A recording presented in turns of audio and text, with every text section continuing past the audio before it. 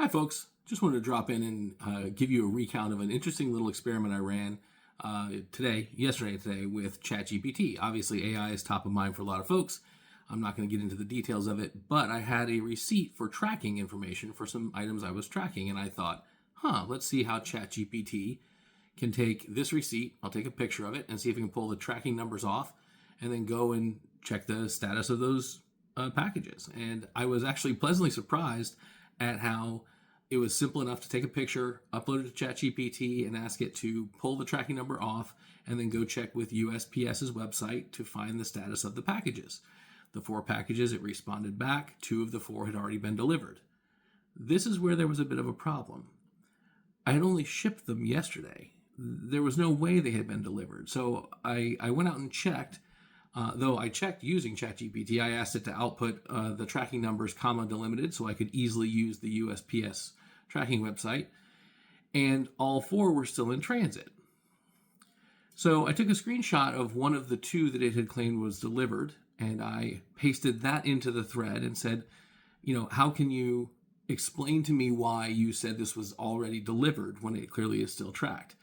And ChatGPT had problems generating a response. Now, this could have been server traffic, but of course I anthropomorphized and thought that it was struggling. It couldn't generate a response at all. So I eventually continued to press ChatGPT on the why, and it was able to finally parse the image and say, oh, it's clearly still in transit. It then apologized, literally said, I apologize for the confusion. Let me recheck the status. So it's very friendly.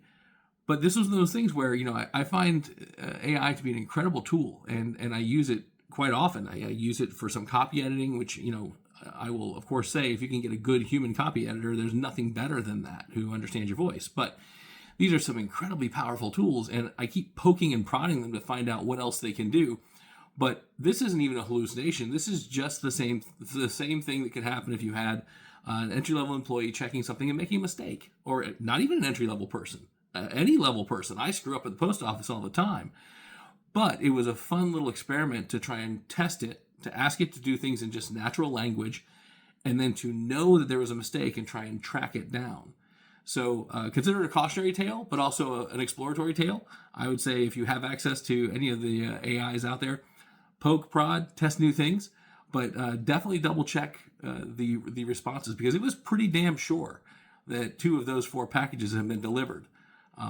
And what was ironic is 2 of them were going to the same location, the same city, and those weren't the 2 that both shows delivered. So I had enough data that was allowing me to catch the mistake, whereas I might have just assumed, because it looked so official, that it had done this properly. So anyway, love to find out if you're using AI for any sort of interesting workflow automation or things like that, and where you've had success.